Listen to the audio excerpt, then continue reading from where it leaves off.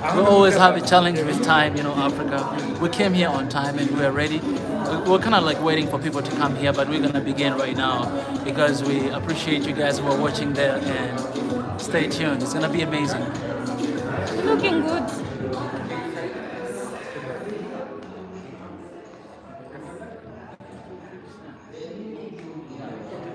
So Damar is taking over Mika's channel. As you can see, the initial plan starts. Mika is shining with his chart over there.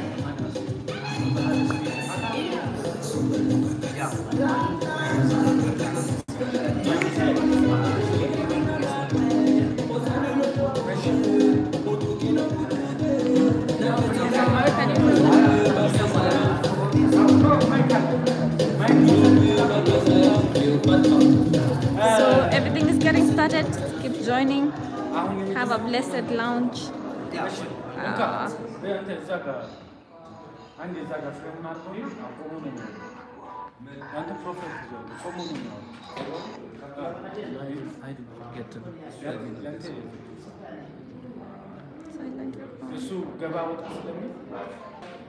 saved my life today.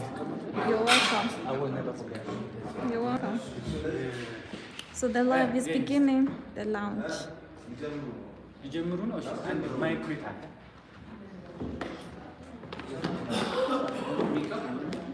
So always check for the lights here, right? So that it starts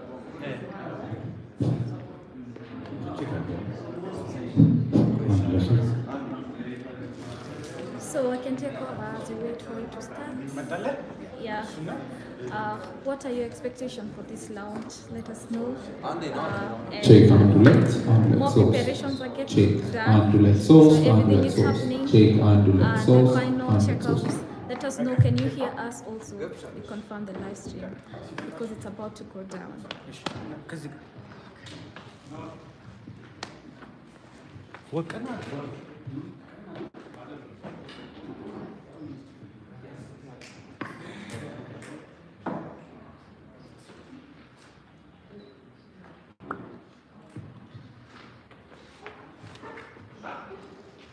Okay, thank you everyone for accepting our invitation and being here today at the launch of One Africa event. And I would like to welcome our guests, Haimana Tesfaye from Unisa University, and also Hub of Africa, Mahalit is here. And also I would like to appreciate all of you for dropping everything that you have today and coming here and attending this launch of One Africa. So we'll be having lots of things today, and we'll see the way forward to One Africa event. And well, before we go into the details, I think it's been 2 years since we started working together with Mika, and I would like to appreciate Arts TV for taking the commitment to welcome him, sponsor him, and also pay for his accommodation and transportation and everything, and security details included. I would like to appreciate Daniel from Arts TV and the entire crew of Arts TV. So after that, I think I'm done, and I'll be calling Mika Chavala to the stage, and he'll be coming and giving us a background on Swahili Nation Network and One Africa event. Please welcome Mika to the stage.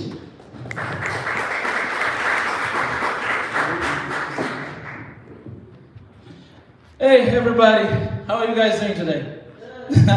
Man, I'm feeling good. It's so good to see you guys in person. Most of you, we're just seeing each other today for the first time. And I really want to appreciate you for coming. And I want to appreciate our family on YouTube right there. I know you guys are watching, we're right here. It's such a privilege to be here in Ethiopia and launching One Africa. It's, I don't know what to say. It's a special occasion, and you guys can see I look good, I got some African vibes here. It's beautiful to be here. And I really want to appreciate once again for all show up today here. I appreciate my my two madams right there, Mahalit and Madam from Eunice as well. I really appreciate for leaving everything you have and coming here. Appreciate One Africa family, you know. Yeah, it's just beautiful to see you guys. Just to go right away to tell you guys a little bit of background of Swahili Nation and One Africa. Maybe you guys might be asking, you know, what is Swahili Nation? What is One Africa? You know, I started Swahili Nation pretty much 2 years ago, but the idea, it has been in the making for more than 9 years. And this happened the first time when I moved to South Korea. And after I got there, the first thing I realized is people, they do not really know about Africa. People, they don't know about Africa. The only things that people think they know is through media, through movies, you know, from Hollywood, through NGOs activities. If you go there, like you'll always see they have all these different kind of NGOs promoting their work, how they can support Africa. So the idea of Africa outside of Africa is pretty much negative. And even right now, guys, you can try. You go on Google, you search Africa, you write Africa, or you write your country, you see what will come, right? So after I got there, you know, I was kind of feeling very shy because all the time when I was on the street, walking around here and there, I felt like everybody was looking at me like, oh, this is those guys who they need support, right? You go around the street, you see all this advertisement about Africa, you know, people, I mean, kids, they don't have clothes, you know, they don't have shoes, and most of the time I was feeling like they're talking about me, you know, and that's when I realized that I have this heart for Africa. And not only that, when I was leaving Tanzania, going to Korea, I went there as a Tanzanian, to be honest. But the moment I got there, people, they never called me a Tanzanian, they were always calling me African. Oh, African, they just generalize, right? And I was asking myself then, if people, they see me as an African, they don't care where I'm coming from, they don't even remember, some of them, they don't even know where is Tanzania, right? Why should I not care about Africa? So, you know, I remember 2 years ago, that's when I really wanted to eradicate this negative mentality about Africa. That's when I started YouTube channel, but before that, we did a lot of work in South Korea. We started some multicultural center in the Embassy of South Korea, Embassy of Tanzania, South Korea, teaching people about African culture. I was going to schools, high schools, middle schools, even kindergarten to teach about African culture. Tanzania, sometimes I was Kenyan, teaching about Kenyan, sometimes South African, because I'm African. And later on I knew that I want to do this, not in that capacity, but I want to do it, you know, in a bigger way. That's when we started Swahili Nation. And the vision of Swahili Nation is very simple. It's One Africa, and that's what we are launching today. That's what we are launching today. And One Africa is the vision. So when you see us talking about One Africa, it's the vision. It's what we want to achieve. That's what we want to achieve. But in order to have One Africa, there's few elements that we need to have. And one of them is like Swahili Nation Network. This is our own media, or like Us TV. You know, this is African media. Is the media that kind of like promote African culture and, you know, everything that we have here in Africa. And that's why today they're supporting us. And you have language. You know, if you want to be united, if you want to be one, if you want to understand one another, then we must have a common language, a language that we can all understand one another talking. And that's why today we have Ethiopia Swahili community here in Ethiopia. They're doing an amazing job. They'll have some time to talk a little bit. Yeah, and so many other elements. That's how pretty much we began with Swahili Nation, and, you know, eventually with One Africa. And today we're here to launch One Africa, pretty much to tell the world that, you know, there are things that we want to achieve. And right now I'll share with you guys a little bit of the vision and the mission statement and common values that we have, and a few goals. But later on I'll be coming back again to share with you guys a little bit of speech that I prepared. And after that we'll have a panel that you guys will have a moment to contribute, and how can we contribute to One Africa, so we can have a little moment talking one another, sharing with one another about that. One thing I can say as well, you know, don't be afraid. There's a lot of cameras in the room, and some of you might not like the camera, but forget about this. You know, we just want to keep this because there are people who are watching and we want the world to see at the end of the day what we're launching here today. So the vision of One Africa, what we stand for, is towards one Africa of solidarity in peace and love. And the mission statement is to defend the image and heritage of Africa, to decolonize the mind through authentic knowledge, and to create a bridge for oneness and a peaceful Africa. If I'll elaborate that a little bit, to defend the image and heritage of Africa. Africa, you guys know how rich Africa is, right? And our mission, we want to defend what we do have.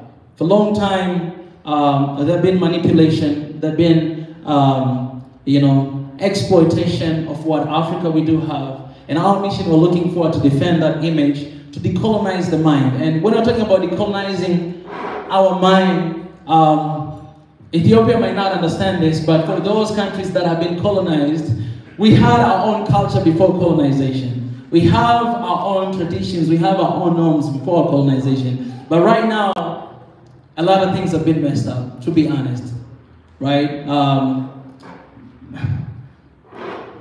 Sometimes we value other people's culture than our own culture. We don't value what we do have, right? So our mission is to decolonize that, and I know it's not easy, and that's why we need everybody who is in this room today and everybody who is watching that. Guys, it's a big task, it's a big thing, and we need everybody to be involved.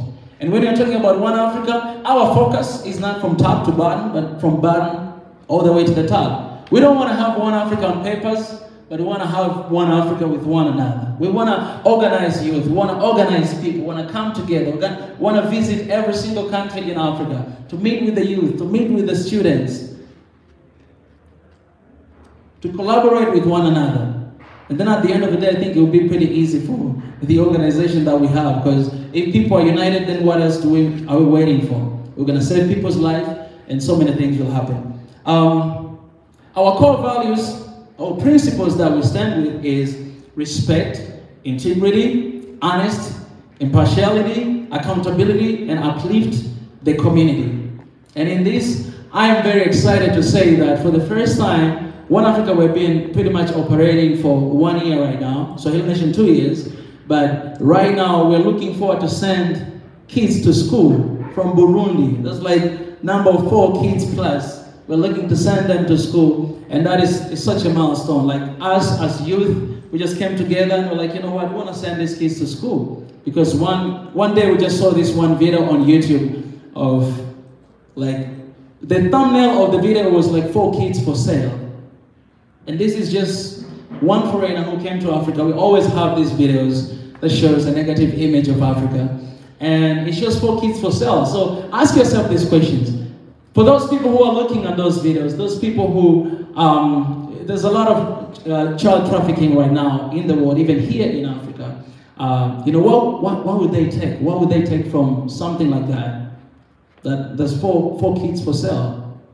What will happen to them? So, you know, as One Africa, we came together and we're like, you know what, we want to save this kid's life. We want to go, we want to take them, we want to bring them to school, and we already find a school. And right now we just, you know, finding funds so that we'll be able to send these kids to school. And that is just one of the examples of uplifting the community. But we have a lot more, you know, to come. A lot of activities and things that we'll be, you know, doing in the near future. And few goals that we do have, I'd love to share with you guys. The first one is changing public misconception about Africa that have long exacerbated bias and stereotypes. Create a multicultural community space where people of Africa descendants and other of various culture and backgrounds could meet and share stories, like what we are doing right now, right here. Establish our common humanity to stand against stereotypes and prejudice. Provide business enablement, training to Africans and immigrants. Build a natural bridge between Africans in diaspora and those in Africa.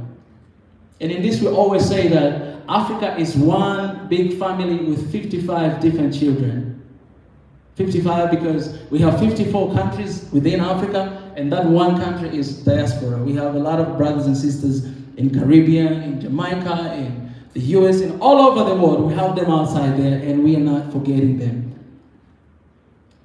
To bridge the cultural gaps between countries in Africa, to support young African business initiatives, and so forth and so on.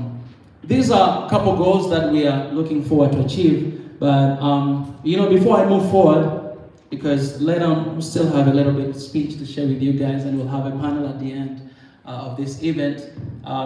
I would like to invite, we have two speakers that will come here and share a little bit about what they're doing and maybe the idea of One Africa as well. And first one is Ethiopia community, Ethiopia Swahili community. Yes, here. Yes, please, ladies and gentlemen, a round of applause to a brother there who come to share with us what it stands for.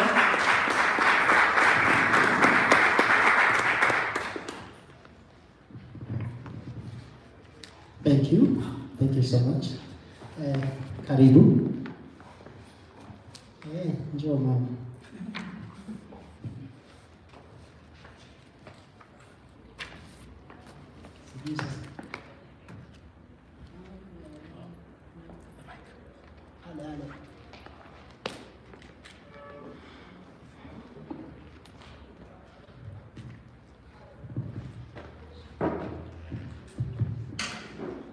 Habari ya asubuhi.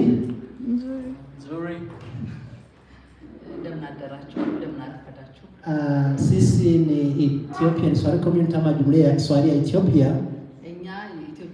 Ethiopia Swahili Community. Na tungependa tuongee na Ethiopia kwa lugha ya kwao.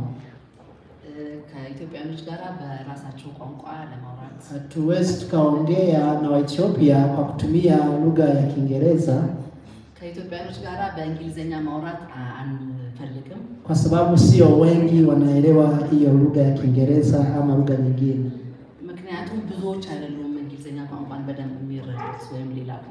Kwa hiyo jina langu naitwa Yohani Paulo Imani.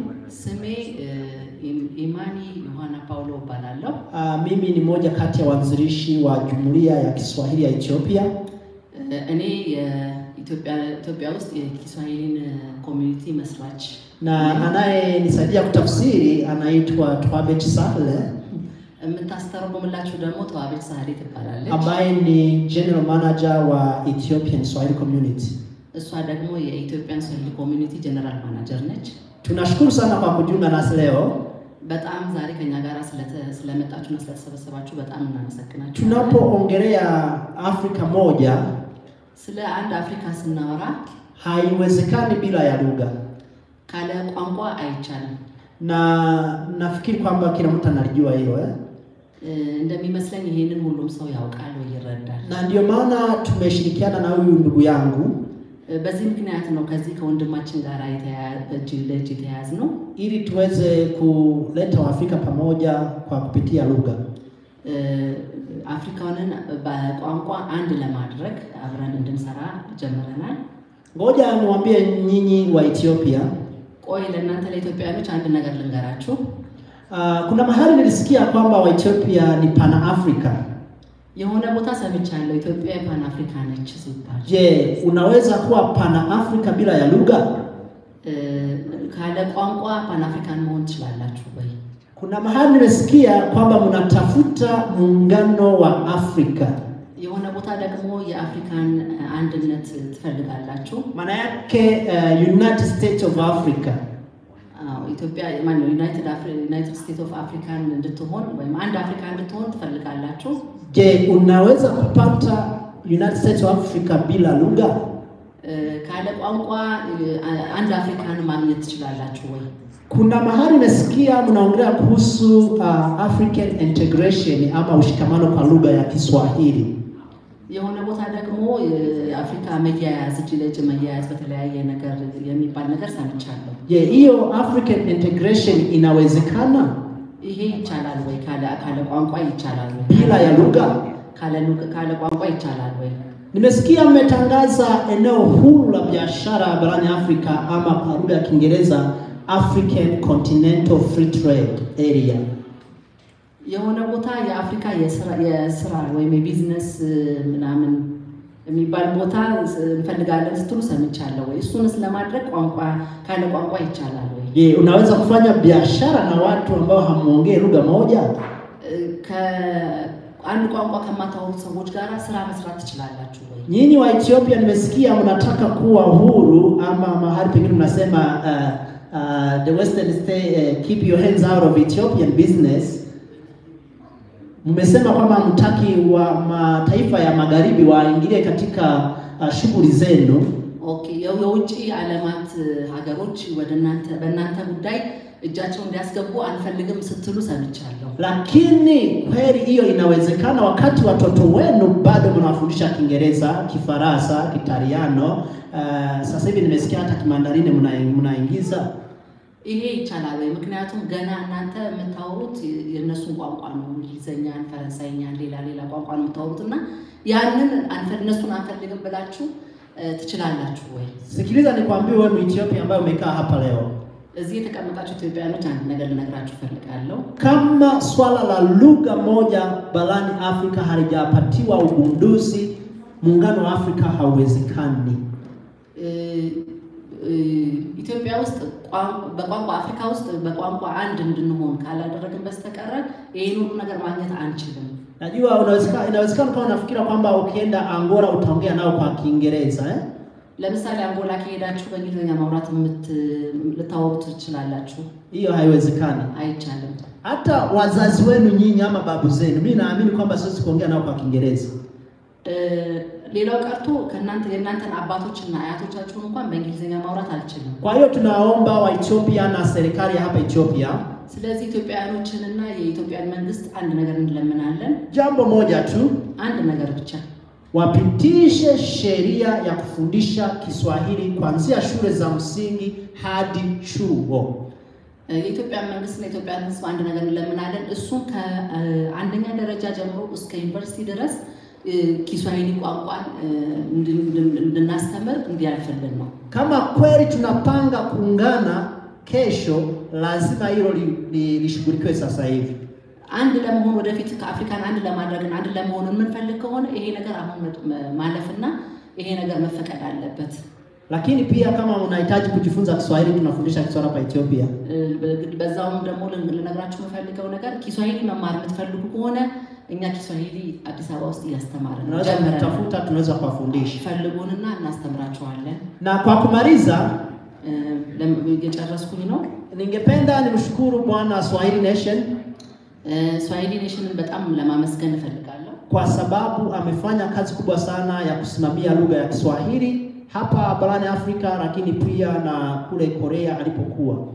ስለ አፍሪካ ቋንቋ በጣም ብዙ ዋጋ ከፍሏል። እዚህ አፍሪካ ውስጥም ወይም ደግሞ ደቡብ ኮሪያ በነበረበትም ጊዜ ብዙ ስለ Kiswahili ቋንቋ ብዙ ነገር ለፍቷል፣ ብዙ ነገሮችን መስርቷል. Kwa sababu yake sasa hivi ubalozi wa Tanzania Korea Kusini wanafundisha Kiswahili na wana watu wengi sana ambao wanajua Kiswahili kutoka Korea Kusini.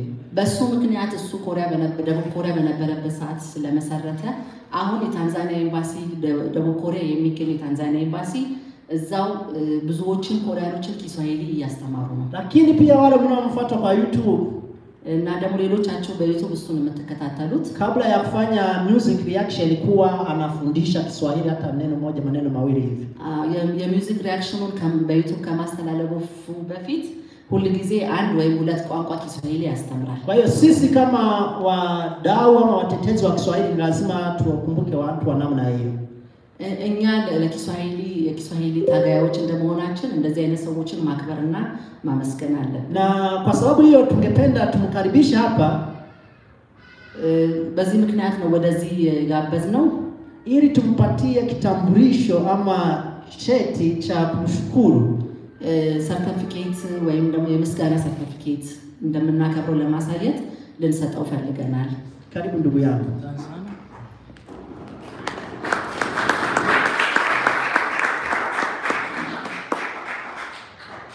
Hii ni cheti kutoka Ethiopian Swahili Community. ይሄ ሰርቲፊኬት የተዘጋጀለት ከኢትዮጵያ ስዋሂሊ ኮሚኒቲ ነው ambayo inatambulika na Baraza la Taifa la Kiswahili la Tanzania.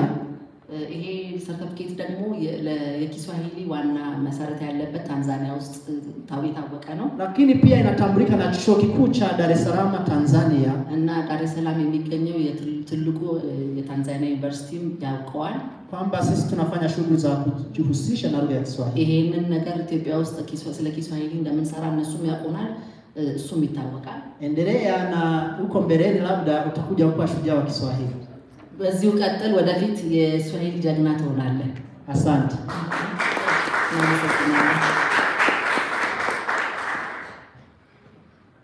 Asante nimemaliza. Oh, appreciate. Thank you so much. Asante sana. Amasa ganalo. Kamsahamnida. Next, I would love to welcome Madam from UNISA. Haymanot. Please, a round of applause for her as well.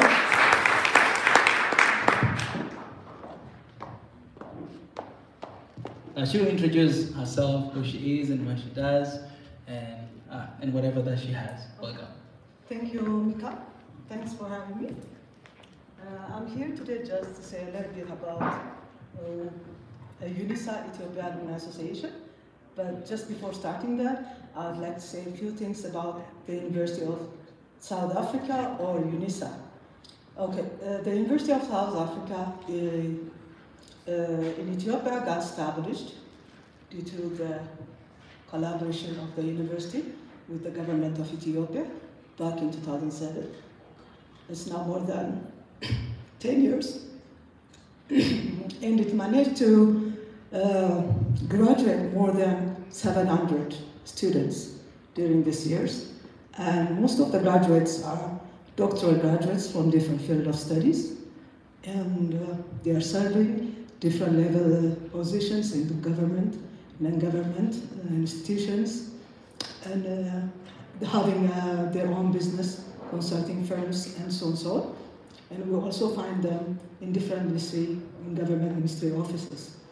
And the rest, we have master's graduates, bachelors, and honors.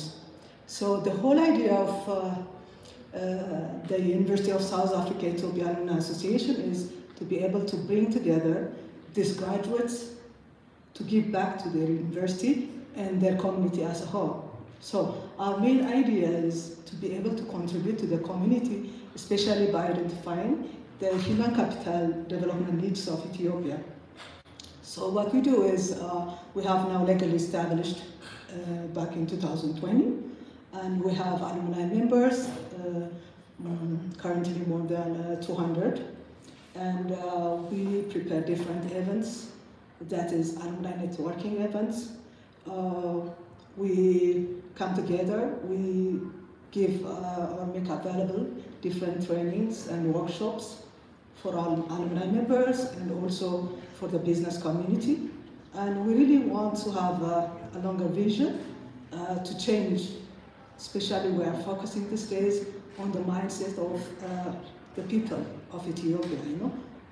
And we really encourage people like a person like Mika. We really have a common vision because we are also working for One Africa. The thing is, the strategy that we are using is we use the alumni networks, you know. The University of South Africa has different alumni chapters across Africa, and mostly in the sub-Saharan African countries, like starting from Kenya. We have alumni chapter in Kenya. Here I am the alumni chapter for Ethiopia. We have in Mozambique, Botswana, Zambia, South Africa, and locally in South Africa in different provinces, closely like 10 provinces. So what I came up with is the Ethiopian alumni chapter is the first one to be established in Africa, and we want to be a role model for all other chapters where we will be able to share different ideas, where we'll be able to have conferences in different regions. We would like also to bring the research works of the graduates to be presented to the wide audiences, so it can be really impactful and someone else can use out of it. So we really want to make an impact on the community in Ethiopia and across the sub-Saharan African countries. So recently, the South African University is very much encouraged with the movements that we're making. We are also trying to reinforce their own alumni directorate office, which is found in Pretoria, to work jointly together with us, and also partner with different partners or supporting like-minded institutions to be working with us.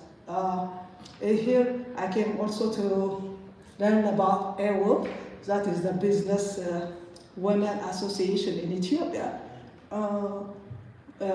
It's like a good opportunity to be partnering with them and reinforce each other, help and collaborate together, and will be able to address the business community easily through the networks like the AWOP. And the fact that they have chapters in different African countries is a plus, and we would really like to find out ways of collaboration with different donors, associations, and so on and so on. That's the whole idea about our association. And is there anything that you'd like me to say more? No, you said more than that. Thank you. So if anybody has a question or need a clarification, we'd be happy to answer. Any questions, guys? Oh, right there.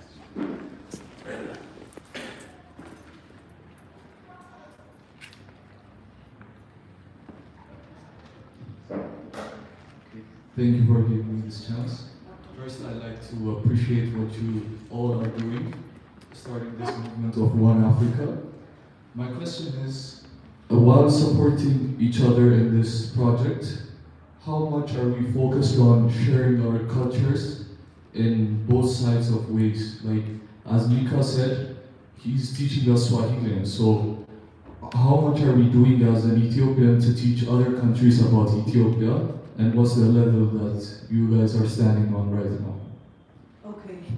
When we talk about collaboration, firstly, we want to make a clear understanding by what we mean collaboration. Collaboration is about appreciating your own culture and be able to appreciate others as well. And the whole idea behind establishing the Alumni Association is for Africa to be an open-minded and be able to see what's going on around us.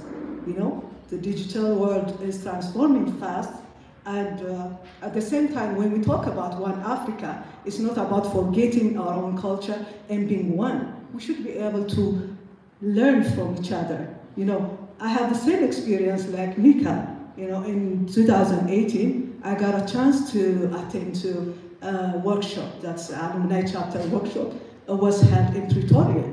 And I had a chance to meet up with all other chapters from the countries that I mentioned before in the sub-Saharan country, like the Zimbabwe, the Mozambique, the Zambia. And when we sit down, I just realized that we know less about each other, you know, but everybody is looking outside the world, like the Western. We know so many things, and I was like surprised. I mean, so there's something that we need to work on. That was like, I wouldn't like to say it's a problem, but as an opportunity to learn from each other. So the fact, like, what we do is whenever we have an event or whenever we create a social platform, we let everybody share their own culture, share their opinions, and so on and so on. So it's all about being open-minded and being respectful. That's the main organizational values that we stick to. So I think through time we'll come to that point, but the point is to just speed up, you know? When we say Africa will be one, obviously, it will. At some point, everyone, in terms of idea, you know? Even from the time I've been there in 3 years and the time now, I see a huge difference. People were saying, like, what's she talking about? But now I won't take that much effort to explain what's going on. You know, it will come slowly. We'll get there slowly, but it's about pacing, speeding up the pace. So what Mika is doing is really a nice thing, but we would like to reinforce those kind of ideas through UNICEF has close to 1 million alumni throughout the world.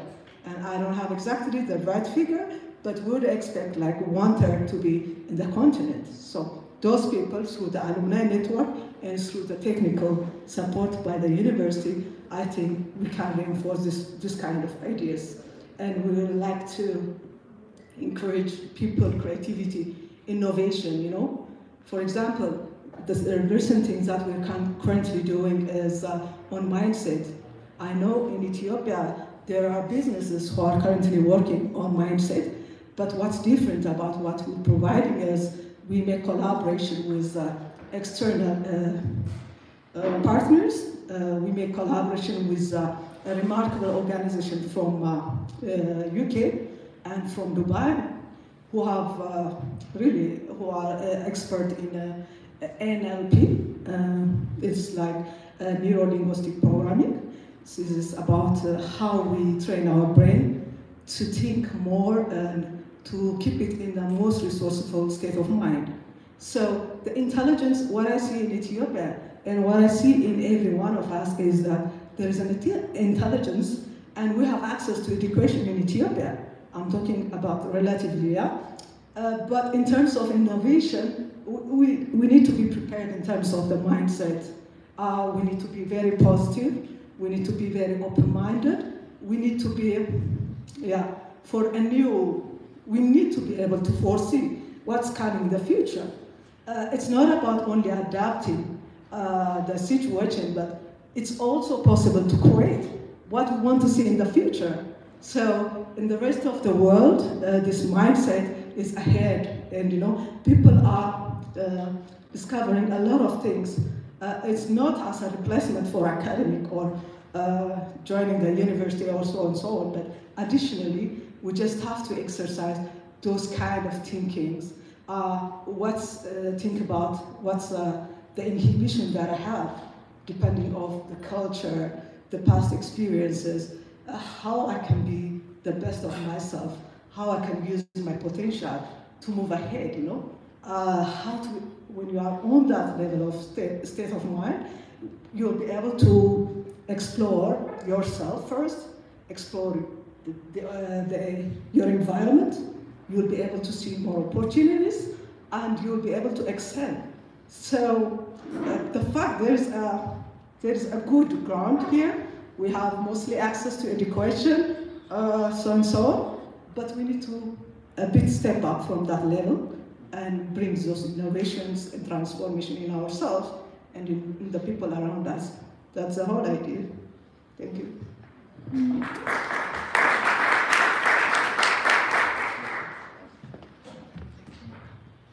A round of applause for her, ladies and gentlemen, one more time. Appreciate it. Thank you so much.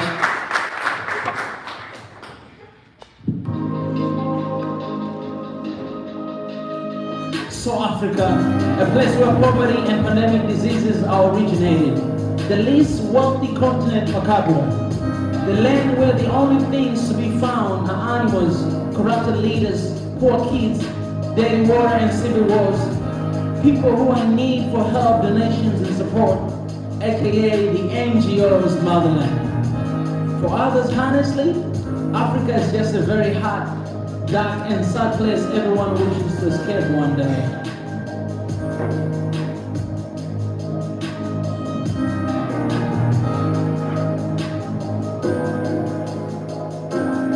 Well, whether an African or not, this thinking isn't new to you, because you have read, heard, or felt the same way before. Just type the word Africa on Google right now. Turn on your TV and see what the NGOs portray. Watch movies from Hollywood. Ask your mama, friends, or ask yourself, what is Africa? Yet if you're still struggling to believe, let me ask you this. What comes to your mind when you hear the word Africa? Tell me the first thought that comes to your mind right now. Honestly, tell me right now. But what really is Africa? What is Africa?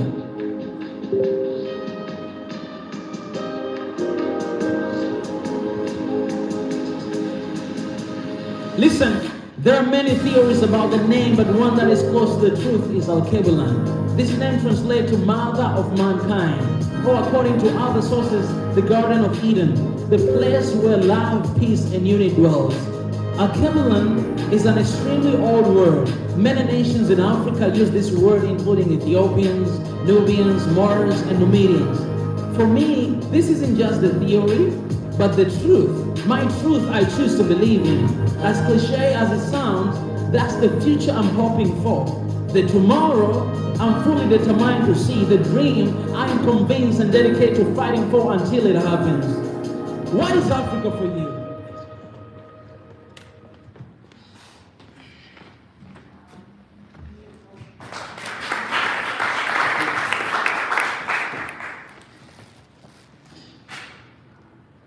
Usually, I never get used to read a speech, but for today, I'm gonna read a little speech that we wrote, and this will give you a full picture of what we stand for, where we are, and where we are going.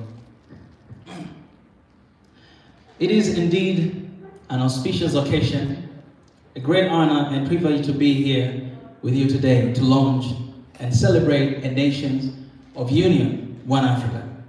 Swahili Nation One Africa is a global initiative founded to unite Africa, explore the abundant opportunities of growth that exist throughout the continent, harmonize ideas, and best steps to harness these for the benefit of both the young and old generations. To date, Africa remains a continent blessed with numerous resources, yet it is still the poorest in the world. There are numerous internal and external factors that causes this dissonance. The World Bank estimates that by the year 2050, sub-Saharan countries will be home to more than 1 billion people, half of whom will be under 25 years. This demographic stands the best chance at transforming the continent. The most dangerous poverty of all is mind poverty. Colonizers paralyzed Africa decades ago using the education system. The imperialists to date use the divide and rule principle. Africans have for decades been turned against each other. The family unit in Africa, which served a pivotal as a building block of human behavior and society at large, where formative values and respect and responsibility were instilled by parents, all the social order is now disintegrating. Should we sit back and continue complaining while cursing the neo-colonialists? My people, eradicating mind poverty in Africa starts by acknowledging our history, being aware of the present, building on the future, and learning from our mistakes. My people perished and being destroyed for the lack of knowledge. Knowledge remains the biggest challenge we face as Africans. Even with little knowledge we possess, partly our minds have been brainwashed and misinformed. The divide and rule approach of the colonialists remain prevalent even in the current times. Africa, we have allowed ourselves to be divided, along with tribes, religion, skin color, clans, ethnicity, amongst others. One Africa, we declare our diversity is our strength. We embrace unity in diversity. Generations behind us are silently pleading for direction. The time is now to reconcile with ourselves, neighbors, and the whole continent. It will be a long road to healing, but in solidarity, we break away from the chains of division and walk the path to freedom. As we forge through this era of technological revolution, Africa should concurrently embrace transformative global trends, especially targeting our education policies. We should create tech corners and replicate across the continent to acquaint professionals in Africa with different trends on education and technology aimed at connecting them with the rest of the world. Unity, peace, and love run a resounding album. These three songs can only come through initiatives that promote equality of opportunity. Africa is the world's youngest continent with 60% of its population under the age of 25 years. Africa is an envy of the globe, accounting for 19% of the globe youth population. Let us tap into the readily available labor force of the young men and women and detract them from joining extremism. Free them from taking risk journeys across the Mediterranean Sea and from appalling conditions and inhuman treatment some experience in the Gulf region. We need to harness the potential of our young people. World Bank estimates that 40% of youth who join extremism are motivated by economic inequality. The exodus of our youth and other professionals through legal or illegal immigration should be a concern for all of us. Our social fabric is being broken, yet human capital is in abundance in Africa. Africans, we have the power to reverse the brain drain into skills gain. I envision an Africa where everyone gets quality education and accessible health service, where no one will be scared to show their ethnicity, religion, or belief, where everyone can traverse freely without being scared of their safety, where everyone is respected for just being a human, where love and peace are our resources for being. Giving is cherished. Sacrifice and service for the benefit of others are honored, where integrity, honesty, hard work, and result-based leadership are the core motivation for all people, especially those who lead us. One Africa needs more than just talent and passion. We need a rich network of like-minded people, dedicated professionals, experts in various fields, and vast ideas on moving forward to bring about change and prosperity to our beautiful continent, Mother Africa. For a long time, Western media and other foreign nations have manipulated and distorted the truth about Africa for their own gain. No one else can defend Africa but Africans. No one else can support or change this continent, Africa, but Africans.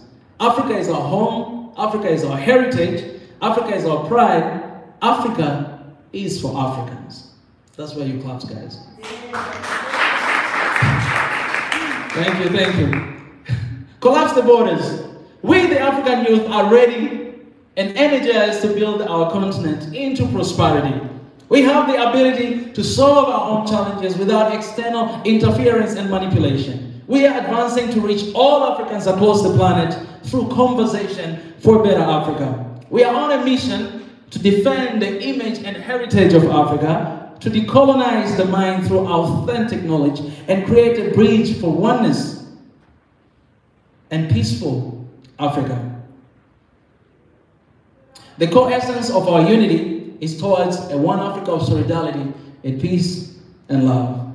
Knowledge is power. Our people need to be empowered through genuine knowledge based on our values, customs, beliefs, and Africa before colonization. Let us join hands and share in the vision of our humanity, the vision for a one Africa. With all humility, I pledge today that one Africa will unite and build Africa and its people despite of our differences, because our diversity is the key pillar of our unity. I sincerely thank and welcome you abroad to go with me in this journey. Thank you so much. Appreciate it.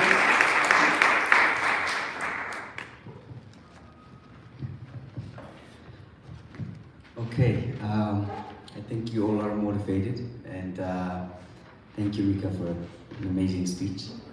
And I think now we're going to proceed to a panel discussion that we will have all of you to be involved in here. And the panel discussion will include the way forward of One Africa, the ways forward that we need to, the foundations that we need to lay on the ground to make One Africa a reality. It's been a discouraging journey for many Africans to think about Pan-Africanism or African unity. It was unthinkable, and some say like, it was just talks. You know, like, we were talking about it, many people, Dr. Kwame Nkrumah and other Pan-Africanists were motivated. And I remember I read book of Dr. Kwame Nkrumah, Africa Must Unite. He said Africa must unite. So, and also Professor Lumumba, if you've heard of him, I think he was saying, if Africa doesn't unite, in 25 years' time, Africa will be recolonized. That's the fact. Because now we can see clearly what people want out of Africa. It's not the people. They're not interested in our safety, in our security, or in our health, or in our knowledge. They're only interested what the land possesses. That's the resources underground. And they tend to forget that the education system that was created will enlighten the youth of Africa one day and bring about change to Africa. So I think with this said, I would like to go and proceed with the discussion, and would like to involve all of you and give suggestions, comments, and also the way forward, maybe from the perspective that we haven't seen it. So I would like all of you to be involved in this, and we'll continue to the panel discussion. Exactly. Actually, if you guys have been joining us on live YouTube, this is what we have been doing all the time, right? Having conversation with everybody, but we always wanted and dreamed to have a conversation like this face to face. And even before we begin, I would like to say this, that we are to blame. Before we begin to blame anyone out there, we are to blame as Africans, because we are the one that we allow what is happening in Africa to continue to happen. But we have a say, and we have an opportunity today to stop that. And one of the ways to stop that is for us coming together, because unity is power. You know, what you have, if you share what you have, Ebenezer, with me, and I share with you what I do have, we're gonna be unstoppable. I believe that with everything I got in my heart. Maybe for a long time it didn't happen, and one of the questions that I get all the time, people they're saying that, so what's the difference of One Africa and African Union? Because you guys, you pretty much talk the same thing. And we always tell them this, that we are in a business of building a new system. We want to build a new system from the bottom up. Because, appreciate that. Because we don't want to leave our people behind. When you're talking about, our organization is basically focusing on just normal, ordinary people, ordinary folk like me. You guys, you didn't know me before. This is the first time you know me because you see me today. But it's just normal people who love Africa. And I don't even call myself Pan-Africanist, but I call myself just African who loves Africa. Because people, they have different ideas of Pan-Africanist and all these labels. So I don't like labels. If you want to label me as an African. And all of you guys in this room, you guys are African. You love Africa. And you have seen what has been going on in Africa. And one of the solutions that we have is to unite, is to come together. We don't need even to write on papers that we want. No, I need to see you as my brother. I need to care for you. I need to see you beyond your ethnicity, beyond your color, beyond your country. I need to see you as a human, as African. I need to connect with you. The first thing that comes to my mind when I see you, you're an African. You're an African. I don't need to know anything else. As long as you're an African, you're a human being, man, I love you, you know? And that's kind of mentality we need to our people. Because all these borders that we have, all these things, they can take a long time, you know, bureaucracy and all these things. We don't care about that. The only thing we care about Africa is us to be united, us to be connected, because we have more in common than we think. We have a lot more in common. And so in this panel discussion, guys, we're basically looking for solutions. You guys will have ideas, you guys will have questions, and we're here, but we're not the only one who are going to answer your questions or whatever ideas, but we can all participate because we are together in this. And even our structure in One Africa is horizontal, because there's no like a CEO, founder, and this is secretary. We don't have that thing. It's horizontal because we all depend on one another. And that's, you know, what we're going to do here today. Ebenezer, Dr. Ebenezer? Yes, I think we need to, we always discuss on StreamYard, maybe you have seen us arguing and, you know, rubbing up ideas. Mm-hmm. So that's what we need here today. Like, you might have opinions about, it could be negative, it could be positive. And the good thing is we have to take all in. You know, like you don't leave anyone behind, because someone has seen it from different perspective, and we need that opinion. Maybe you saw it from a perspective that me and Mika or One Africa team members didn't see. So we need all the opinions we can get so that we can move forward. We don't, I always say like it's a year of action. I don't want to talk about One Africa for the next coming 2-3 years. I want One Africa to happen, to start happening. Just the way that we did, like Mika coming here and then we're here today. Like I never thought I would be here today, to be honest. A year ago, I never thought I would be here. But I met Mika online and then we started talking. And it was only the two of us who were going live stream. Now, to be honest, he doesn't even have time for me, because there are lots of African members, diaspora groups, joining the live stream and discussing and conversing with us, ideas.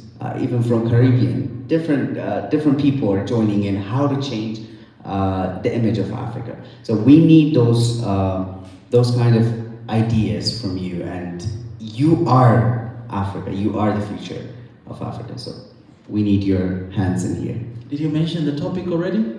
Yeah, the way forward for a one and united Africa. That's so. beautiful. And also, I want to take a moment to appreciate the art CEO. He's back there. I appreciate so much. Thank you very much. Yeah, thank you so much. It's been an honor. This is the man behind everything that we are doing here and my stay here in Ethiopia. So I want to appreciate you. Salute. I love that man. Could you clap your hands for that? And of course, I want to appreciate the that brand. I forget is Enco Design for for making me look good today. I appreciate it so much. All right, guys. So anyone who wants to begin, please, you can go. And talking about this year, 2022, in One Africa, we call a year of action. So our core value is love, peace, and unity for Africa, right? So we believe what we are trying to act is love in action, peace in action, and unity in action. We don't just want to talk about love or show love, but we want to become love, And another policy that we have for this year, that we have to be brutally honest with each other. We don't want to be honest with one another because there's a lot of hidden stuff, we don't want to bring, on the table. But if you watch your live stream, sometimes, as he said, sometimes we argue because we want to be honest with one another, with what we are going through and how can we get out of that. So anyone in the room who want to go first for this? Let's begin with you, Ebenezer, shortly, because I know you love speaking. What is the way forward? What is in your mind? For me, I think, I don't know if we have followers. We have followers here, so they know what I think. I talk about education most of the time. And the short way is, I've been also conversing with CEO of Arts TV, and I like the idea of African Renaissance TV, right? So it's an African Renaissance TV that we're actually being here. So this is the second birth of Africa. So for that, we need to be equipped with education, knowledge. And so far, like you said, we've been given the image of bad picture. We can start from the color black, actually. So like just the idea of black is wrong. And I've been saying this a lot the last days. Even yesterday we were talking about it. Ethiopia is not colonized, has never been colonized. But if we're brutally honest about it, now we are colonized with the ideas, not with the people coming here with weapons and guns, but with ideas we're colonized. Because once we started talking about Africa and African unity, we were conversing with Mika and Big E, Kuru Ethiopia on the live stream. We started discussing things, and finally I noticed something that wasn't actually Ethiopian. And it was the first time that I actually opened my eyes and observed. Ethiopians, netela, or the thing that we wear for funerals. is a culture cloth. So netala has its own, it's a kind of culture clothes like this, but it's made a bit thinner. So I hope this is not funeral clothes. No. So we wear that on different occasions, but the occasions define, you know, like for example, if it's a wedding, there's a way of dressing it.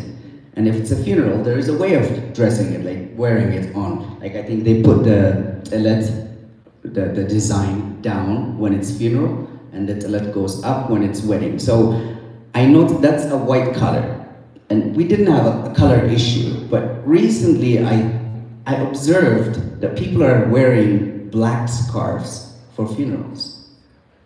So the indoctrination of the black is bad, the devil is black, and all those things is coming after Africa gained its independence. Like all African countries gained their independence because of Ethiopia's fight on Adwa, and the Italian defeat resulted in the idea of Africa being independent. Many states were liberated, like 33 states at once were liberated from colonial states, and now we're taking the color black and pitching it as bad, actually.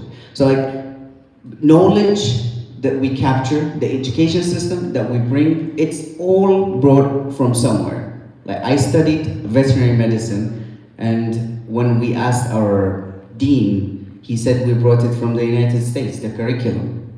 We didn't have our own curriculum. We didn't develop as an African. We didn't learn from Kenya. We didn't learn from Uganda. We just brought it from somewhere who has grown. And it doesn't even match up. It doesn't even fit in Ethiopian context.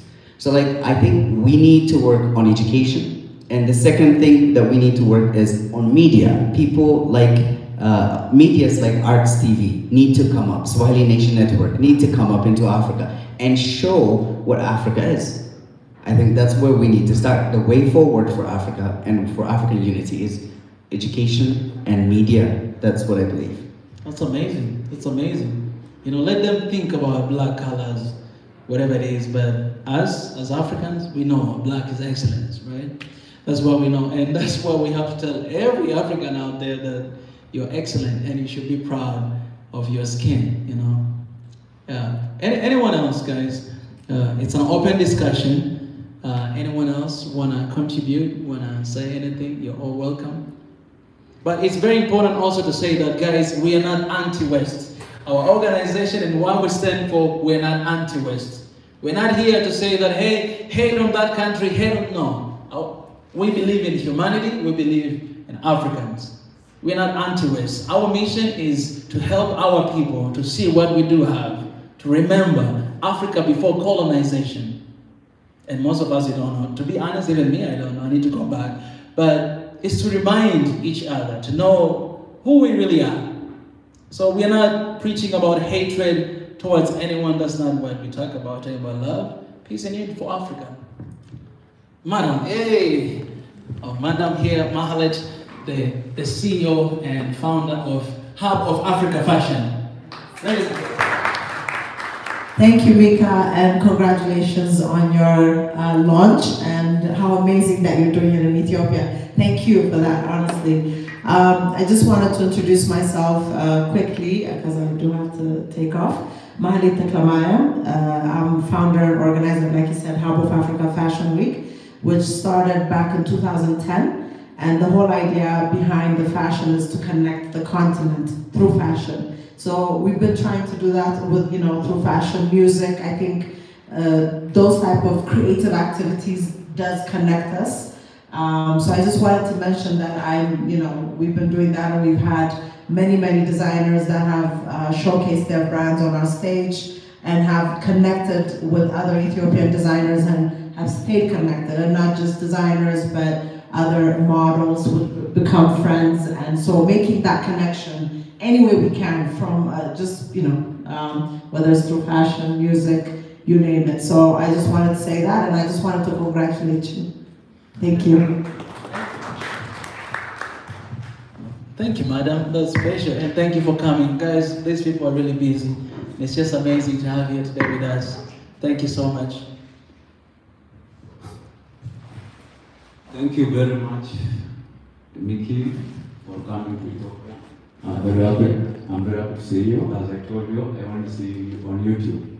Thank you so much.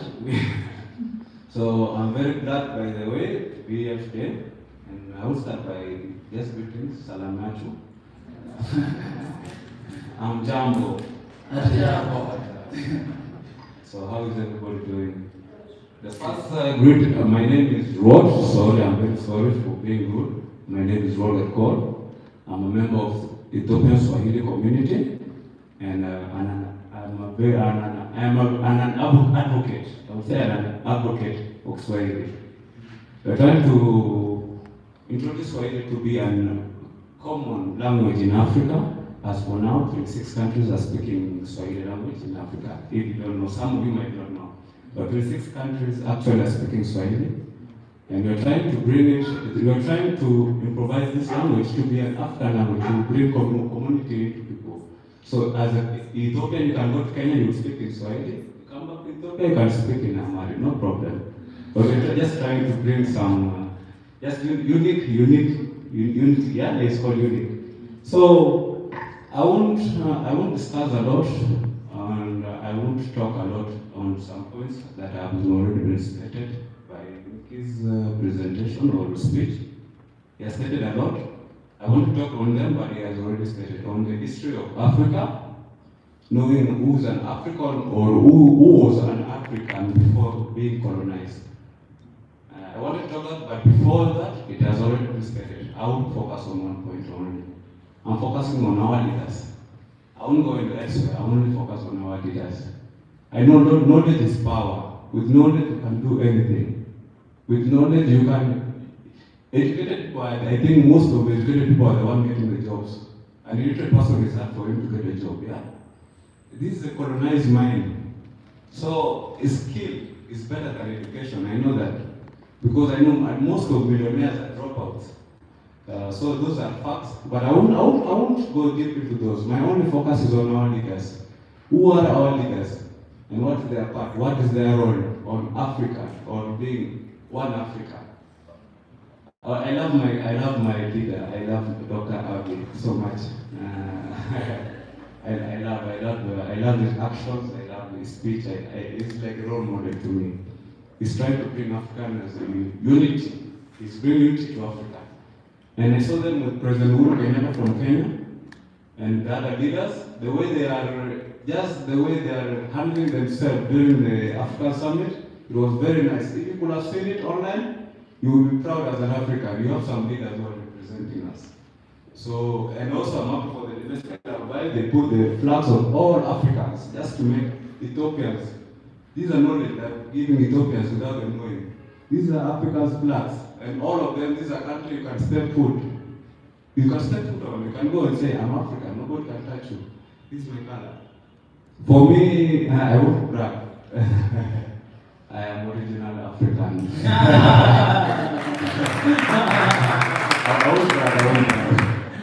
I won't brag. We have some brothers here, so my color, I have some history. I have little history. I can survive in Egypt.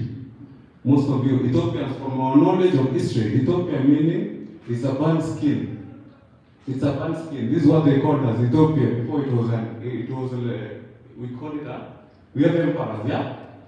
Yeah, we had emperors, so we had kings. It was like a kingdom. So the people of Ethiopia were called burnt skin. Indian Ocean was called Ethiopia Ocean. So these are some history, but I'm not a historian. So we'll go to our leaders. With our leaders now, what I know from my basic knowledge, you can deny me. If you know any knowledge of that, you are free to deny. You say, what? You are lying. Stop lying to us. So I'm talking about the depths of countries. Our leaders. When a leader, as for, I have lived in East Africa, some countries.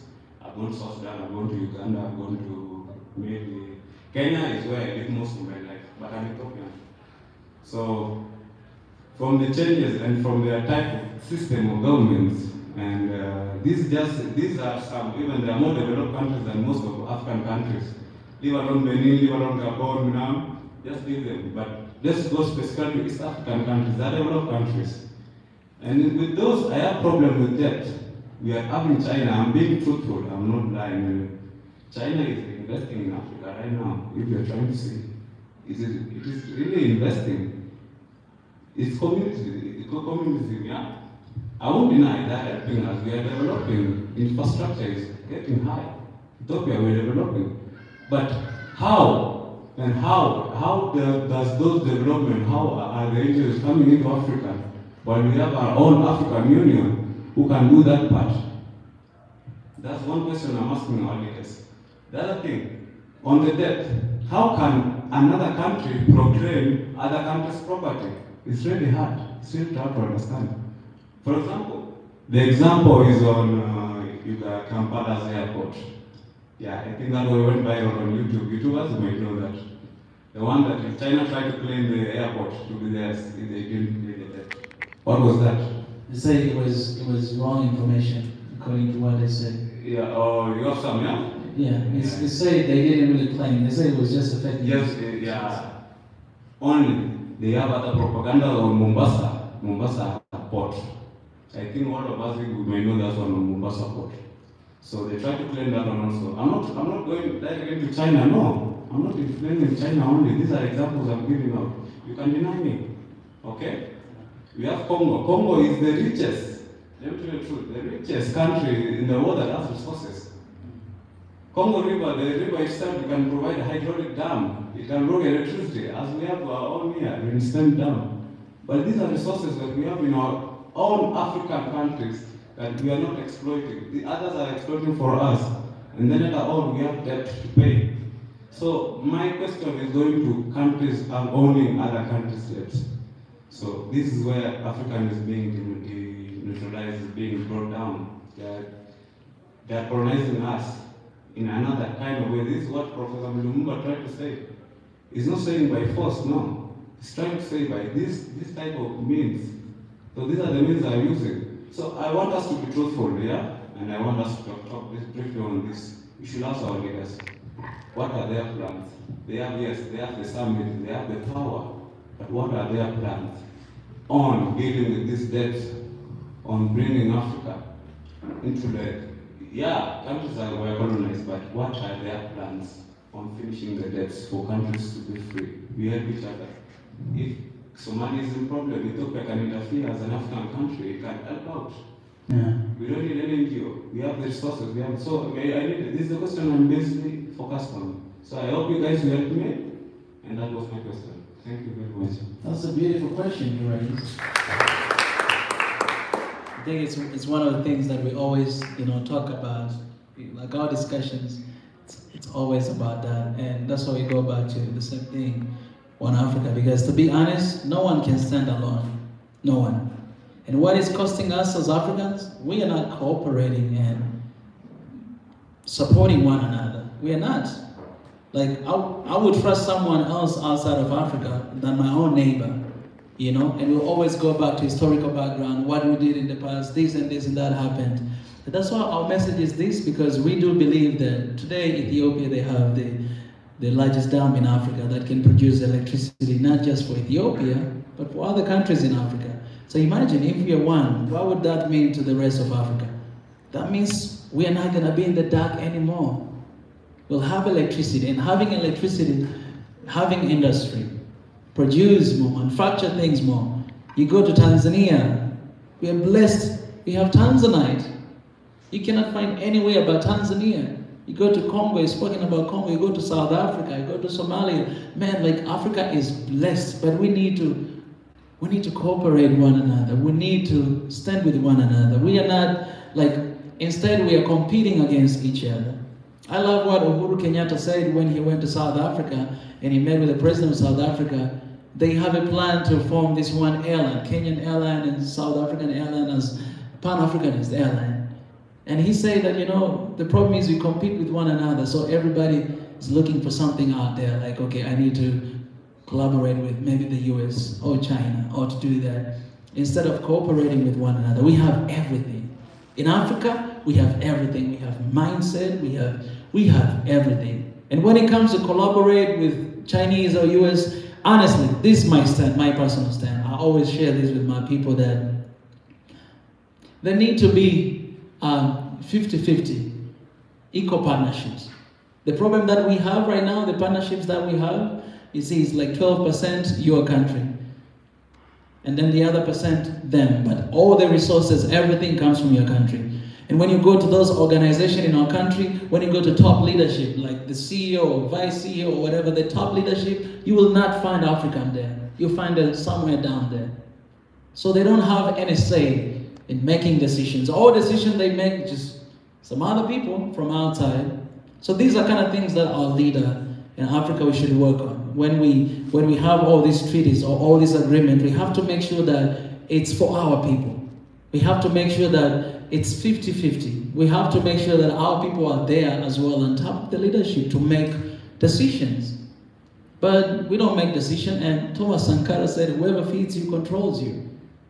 Because honestly, when they come as if I'm here to support you, I'm here to help you. But that's not the truth. I always talk about 3 lies that we believe for so long. And I'll tell you guys 3 lies. The first lie, this is my belief, my personal belief. You might not agree with me, that's fine. The first lie, we know that, they always say that there's first world country, second world countries, and third world countries. What is third world countries? It's Africa. So you have a lot of young Africans who wants to run away from Africa because it's third world country. It sounds bad. Like you sound inferior, like you sound like you're somewhere there. So I want to go to the first world country. But to be honest, guys, we have only one world. Maybe soon, Elon Musk will go to Mars and we'll have 2 different worlds, but we have the same world. We're all living in the same world. These are kind of things that they should not make us feel like we are lesser than anyone else, because we are living in the same world. The second lie, they say that there's developed country and developing country. Let me tell you this. If they are developed country, then why they always focus on exploiting what we do have in Africa to develop themselves? If developed, that means you got yourself figured out. You're a developed country. Why coming and take what we do have to develop yourself? Yes, I know they might have different concepts, but in my knowledge, we are all developing countries. Every single one of countries in the world, they're finding an opportunity to take advantage of each other and to develop themselves. And that's how it is. So if we feel like, oh, we are developing, oh, they're developed, they got themselves figured out. No, we are all developing and we're trying to make out in life. We have to see each other like that. And the last lie, which is there, is that the world supports Africa. So you're talking about debt, loans, AIDS, all those kind of supports. But I have data. I read like every single year, Africa is losing more than 50 US billion all the way to 100 billion US dollars every single year, Africa. But what we receive in loan is less than 50 US billion every single year. So that means you get like 1,000 shillings in Tanzania, and then you lose like 200,000 shillings.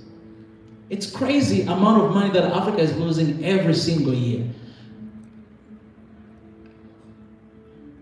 The truth is, Africa sustains the world. And I'm using the word sustains because sustain, it means strengthening mentally and physically. That's what Africa does.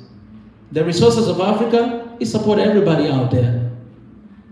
But it's the time for the resources we have and everything we have to support our own people, to develop ourselves, to make sure that we are getting out of this whatever war situation we have right now, to develop ourselves. And of course, can develop the rest of the world too, because we're human, we are Africans, we love everybody. But it's not the time to be taken advantage of. It's the time for us to be awake, to understand what we do have, to cooperate with one another. That's the only thing we want. I see you as a human, you see me as human. 50-50, that's the only thing we want. We're not preaching anti-West or whatever, no. Or anti-East, no. We want that for our people. And the only thing for us to do that is to come together. Because unity is strength, and it's a threat to the rest of the world. Our forefathers have been trying to fight for that for so long, and you'll see what is happening all the time. And we're fighting for that today. I don't know what will happen to us, Ebenezer, your face is here. But all in all is, we are trying to see our people together and to get out of this situation that we have right now. I'm talking too much, guys. Yes, please. Where's the mic? What brother there? Thank you. Primarily, I have two questions that I want to forward for you. Before that, I would like to say something on the topic. Recently, after the Organization of African Union, officially accepted Swahili language as working language, additional working language.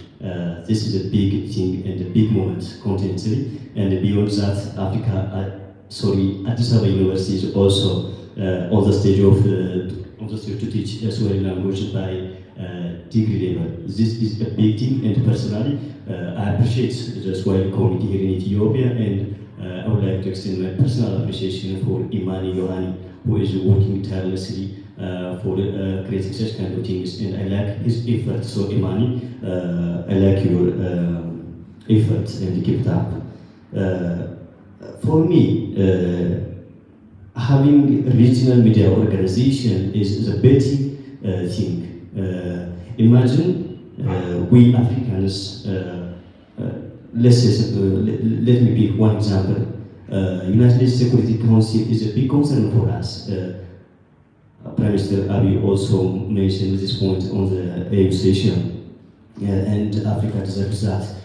A continent with 1.4 billion people never don't have a voice and sit there in the United Nations Security Council. That's why all pressures are, they want to impose as they want any kind of sanctions or embargoes over Africa. That's a big problem. So this is also, for me, this is the lack of one continental media which represents Africa to express African stories. So having continental media is a basic thing for me. And beyond that, common understanding is also important. Common understanding between leaders, even, for example, today, on what happened in between Ukraine and Russia. Africa is divided into two. Some condemns Russia and some want to remain just silent. That's something I don't know. That depends on their national interest. But as Africans, we have to just stand. We have to have one position. That's my opinion. But common language is necessary, like Swahili. I was asking Yohani when he was my guest. He said that Swahili is the basic thing. What we prefer Swahili to bring continental or regional language is it is an ethnic based language. That's good thing. So language is necessary to create common understanding, to share our experience and to tell our stories. So having one language bring us to communicate on one way and to have common understanding. So such kind of things are important. For example, a big initiative like African Free Trade Continental Free Trade Area is a good thing for creating economic integration and social interaction and also political stability in Africa. But also, this is a big concern for me. For example, conflicts are appearing and occurring in all parts of Africa here and there. So, in what way we can just make realize the economic sustainability and even this continental project make realize in such kind of situations. My question, let's come to my question, how Africa can solve its own problems by ourselves. For example, let's pick the Grand Ethiopian Renaissance Dam project. It is a giant development project and it's become a big international agenda. Even Washington take as an agenda to negotiate three countries, Sudan, Ethiopia, and Egypt. So how do you see that? For example, in somehow Africans are the enemies for some Africans, and some extent Africans are enemies for Africans. We're witnessing that. So, for example, Egypt usually wants to knocking the door of United Nations Security Council because Egypt wants to trust it on that way. So, how can we build our confidence on our continental by our continental organization like African Union? How can we build such kind of trust? And secondly, how this moment, One Africa moment, could realize and impact things. Sometimes most of such kind of big initiatives are short-lived. What will forward One Africa? That's my question. Thank you. Thank you very much. I'm replying on behalf of Mika because I'm one of the One Africa member. I would like to answer your first question as brief as possible. The first thing that I always say on One Africa meetings is we need to control the economy. As long as the economy is on the other hand, and we're just babbling words and then that's it. We can scream as we can and as big as loud as we can, but as long as we don't control our economy. That's what Mika was trying to say earlier, like the resources are there. Also, the human resources is there. It's not about that. It's about facing the reality. No one is willing in Africa. I think that's what we need to work on. The people need to really be interested to work Africa from bottom up. We don't need to go to the other countries which are comfortable, which have a system. We always discuss about this in One Africa, and I think Tunajo would be the best person to answer this question. But we believe, as a One Africa team, that controlling the economy of Africa as one Africa, a united Africa, and having a strong built together military, like the African Union military, like there is a UN military which everyone mobilizes from their own states, and then we don't have anything. When you compare to the population and the military in Ethiopia, there is nothing. Nigeria and Ethiopia, Nigeria and the population of Nigeria, the military is very low. And those things keep us vulnerable because as long as you leave your door open to theft, you just leave it open. If you lock it well, if your guard is safe, if you have a guard, if you have dogs in your compound, these make you feel safer, a little bit safer, because you're controlling your economy, your household by protecting it. As long as we don't protect the resources that are going out of Africa, and I think there's a huge gap, and that's why I always focus on the education, because it's individualist principle that we're following. We want to grow alone. Let alone, I've heard many people say, just take care of yourself. Don't worry about the rest of the world. You know, like just change yourself first. So we became individualists instead of socialists. We're not communal people now. We're more focused on individuals. So I think your first question is, how do we interfere, avoid these interferences from all over the world, thinking that they're helping Africa? Is that we need to control African economy. We need to have an economic-based relationship first, then control the economy, add a value, like Mika said, 50-50%. We shouldn't let investors come here and take 75 and we keep 25 because we're poor. We have to be willing to work from bottom up, I think. So that's what I believe in. So in the way forward, this is what we want. We want Africans that are living everywhere with their different skills, because currently we have many members in One Africa, and some of them are from Caribbean, programmers, website developers, and all those things. We have them here too. We have all over the world, we have Africans working on some economic development, but they're not doing it for Africa. They're not even doing it for themselves. They're just focused on growing some other country. So if we can bring the human resources plus, and if we can mobilize on how to use the resources that we have at hand, I think that's how we can control the influence.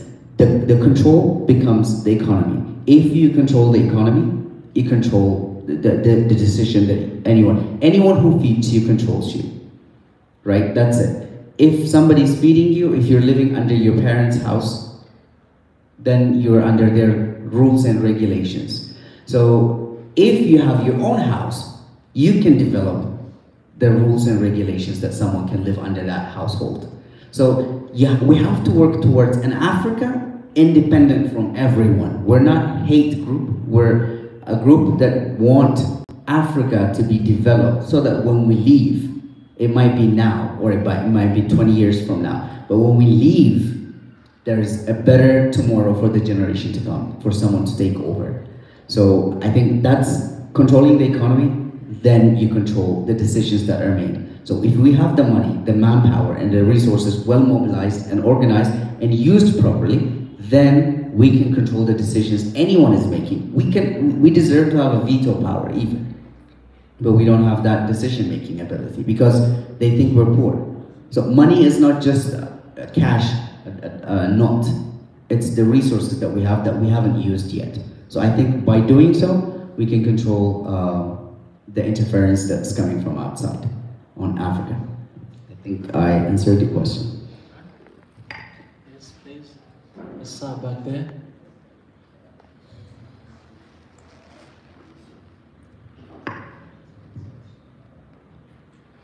Thank you very much. I think you can hear me, right? Yes.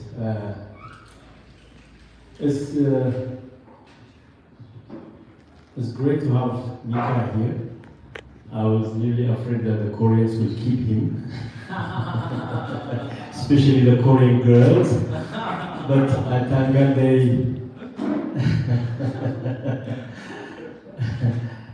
I thank God that they released you, you know. So you are up and running in Africa. It's good to have you. My name is Pastor Bosarian. I am a missionary an Ethiopian missionary in South Africa. That's very uncommon, actually. I was so excited when I see that the young people are coming together, you know, to talk about the unity of Africa.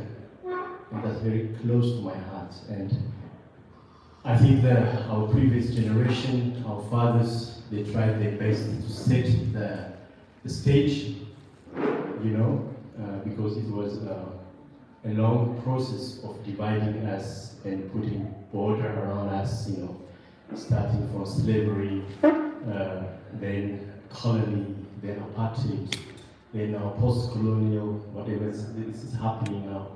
So really, as Africans, we went through a lot.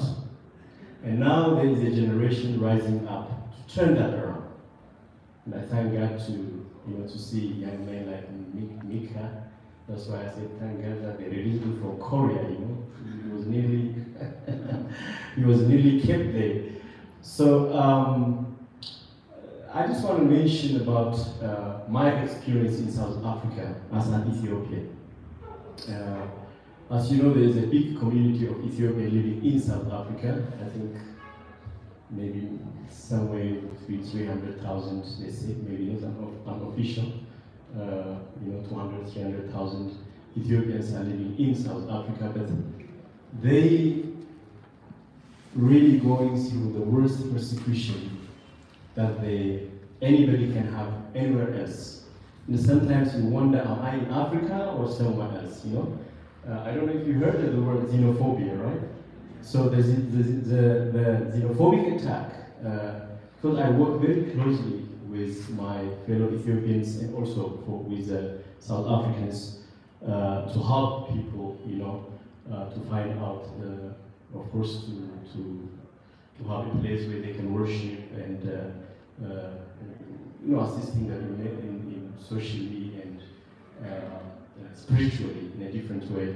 So I'm very close to the community. I am there to hug and I'm there to comfort people. So I know I have the first hand information on what's happening with the xenophobic attack. And honestly, South Africans are very good people. They are very good people. They are not as bad as the media is trying to portray. They are very good people. They are accepting. That's why everybody is flocking to South Africa. But there is a mindset that, you know, this is our territory and you guys are coming from, you know, another part of Africa. And the prime target of xenophobic attack are Africans from different parts of Africa. Zimbabweans, Ethiopians, Mozambicans, Tanzanians, Kenyans. So not other, you know, not people from other part of the world, but this is the Africans. So that tells you that we Africans, we don't know each other. You know, they often ask me, where am I from? You know, in South Africa, that's very often I'm asked, where am I from? And then I always tell them, guess where I'm from. You know where they're guessing most of the time? They guess, oh, are you from India? Or you must be Pakistani. I say, no, I never see any Indian in my life.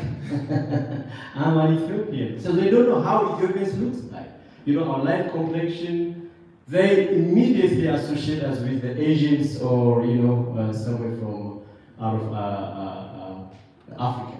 So that simply tells you that. Can you imagine how offended I am as an Ethiopian, very proud African? We are the founders of, you know, 1963. We are the founders of OAU, Haile Selassie, our history, our Adua. All I go with all my pride as an African, and somebody's asking, where are you from? Can you imagine that? So the first few days, the first few times, I was really offended. But as I get used to it, I said, okay. So there's a problem. The problem is we don't know each other. We don't know each other. Ethiopians, we don't know South Africans, we don't know Zimbabweans, we don't know Tanzanians. Tanzanians and South Africans, we do not know the rest of Africa. That's how the whole system is designed, so that we don't know each other. If we know each other, we're gonna hold a hand, we're gonna unite, we're gonna sing together, we're gonna live together, and then we're gonna be powerful. So that's there's a block, you know, those 54 or 55 fences, blocks that are keeping us from knowing each other. So I think you guys are doing a great job. It's a good beginning. Swahili Nation, or even Arts TV, and more TVs, more radios, you know, Pan-African medias, tourism, you know, we have to help the young people to travel from one African country to another. Mika, how long it took you to come here? I was Took me like almost 2 years. Yes, so it doesn't have to be. And then it's the most expensive place to travel is Africa. From traveling from one corner of Africa to another is more expensive than from traveling from this side to Europe or anywhere else. It's very expensive. So we are not traveling, we are not knowing. I don't know how many people know India. You know, Ethiopians are very good ambassadors of our culture. If you come to Johannesburg or Cape Town, you see a lot of Ethiopian restaurants, but most of the time it's actually people from Europe who come and experience that, not people from South Africa. So we have to really close that gap, and this is a very good initiative. I'm just here to appreciate and just to encourage you guys and to pray for you to succeed. God bless you. Thank you. Amen. Appreciate that. That's an amazing point right there. Guys, we have to know one another. Even myself, I had no idea. I didn't know anything about Ethiopia. 2 years ago, I found this one song, Ethiopian song online, and I was like, let me do reaction for this, because I've never seen anybody reacting on Ethiopian music, and I didn't know anything about it. And after doing reaction, I was like, dang, this is such a good music. And from that point forward, the rest is history. Up to this point, I began to learn, I got friends, and I know a lot of things right now about Ethiopia. The same thing to other parts of Africa. So the more you know, I mean, the more you love and you understand one another. That's the best thing we can do to know one another. Yes? Yes, hello. Hello. Hello, Mika. Hello, everybody. Thank you very much for coming and for organizing this. Yes, I've been following you for a long time, and I'm very glad you're here and everything you're doing. And yes, from the start, you started with the reaction videos, and then slowly you got into politics and starting all of the trying to, I don't know why you were very keen on representing or like presenting Ethiopia and Ethiopian culture. That was very joyful to watch. And then you went much more into politics and much wider into Africa. And I just wanted to tell you that it's very, very important what you're doing. It's very enlightening. Just to give people voices, young African voices, to let them heard. I mean, there was this one yes, one show you did online on YouTube where you just had like Somali people tell their story, and there was so much information I never would have gotten from the normal news channels and like CNN or Al Jazeera or whatever. They never show like the real information. Just some so-called specialists who knows about Africa sitting in Europe, and they tell us about Africa. But from that show you did, I got so much information. It was so enlightening, and from then on, I see you, or yeah, your Swahili network as a news channel to get so much information. Like and when the coup in Mali was, and the now the disruption, my first thought was, where is Mika? When is he bringing somebody on from Mali to explain it to me, so I can understand it like from the bottom. So I just want to encourage you to keep that going. It's very, very important, I believe, for thousands of people throughout Africa and more. And yeah, and just some other comments I would like to say. I mean, what you have been saying, I support it all also, and I hope you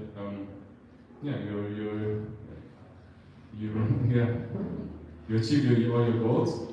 And yeah, I could talk a lot about politics as well. So yeah, for example, just last week I think it was the EU African Summit, and I don't know what's going to come from that. And from our leaders, as our brother said, like what they are planning to do, and I think like at the moment it's more like everybody is like just reaching their hands out for a handout from Europe. I think it's like 150 billion that they are going to invest or spend in Africa now, and like now every African country is like trying to get as much of that money as possible. But of course, all of the money is going to be tied to conditions that they want to see implemented in Africa. And so I would advocate for the Eritrean model. Whatever money you send is not going to be tied to anything, and you can spend it as much. If you don't like it, well, you can keep your money or something like that, you know. Yeah, and also like about the borders in Africa. Well, I think it's very it was very tough to accept these borders, but it was the right decision. And like every border is like dividing the people in Africa. Yeah, the ethnic groups and so on, just to please the colonizers. But now I believe we can see that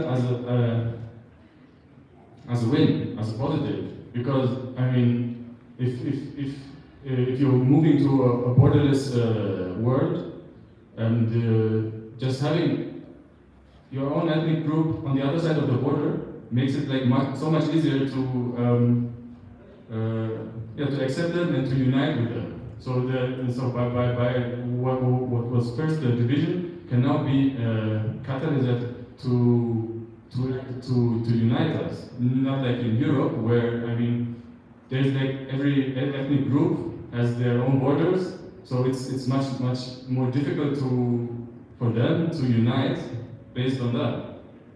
So I think even the borders in Africa can be a gain in the future. So that's what I wanted to say, and I wish you all the best. Yeah. Appreciate it. Thank you so much.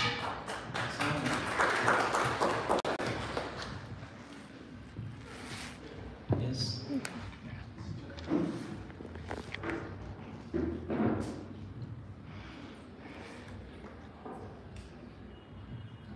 I would like to start by thanking you all for organizing this, for us to say what we feel and change our nation and our continent in general.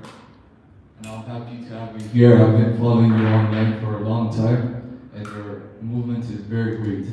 I would like to start by first, as in our country, let me tell you a tradition.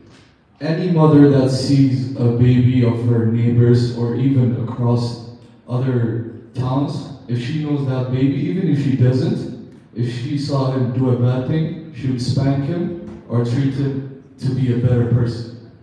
But that tradition through time, as this generation person, my mother used to grow up like that. She would tell me that across the road, other people's mother would tell her to do good things, to not do this, do that. But as I grew up, nobody cares for me. If I did bad, even if my neighbor's mom saw me, they would go over and tell her, your kid is doing bad, rather than telling me up front, stop doing that, like acting like a mother. I think that's what's happening to our world right now. Like in the Westerns, they're like seeing us do bad things, and they're not like telling us to do better. They're like reporting us to each other and making us point fingers at each other. So as we're building a One Africa, we need to criticize ourselves, because we need to accept criticism more than pleasure. There was a writer that I read a quote about. He told that when people appreciate his work, he just likes and scrolls up. But if someone say a bad thing and criticize it, he would read it over and over and over again to understand where he made that mistake. So as a next generation, through our leaders, we need to speak out more as youths, because we're going to accept this nation and this continent, if in God's pleasure, for the next 50, 60 years when we live up. But I'm not trying to criticize, but they're not involving us more into building the nation. They're just building it through a small society, not even asking what the youths are thinking about more. And this is the platform that you guys created to us to speak more about the next 50 to 60 years programs. The last thing I want to give you a proverb that was throughout history. There's this saying, a holy water that passes through your doorsteps, you use it for planting trees, but other people from across miles away come to refresh their spirits and heal over it.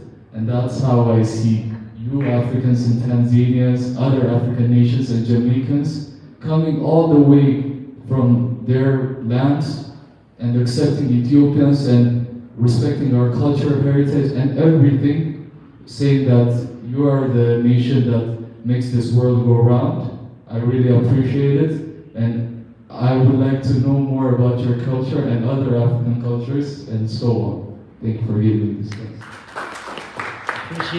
Appreciate that. Really, it's really a time, if there's anybody else, I'll be saying this, that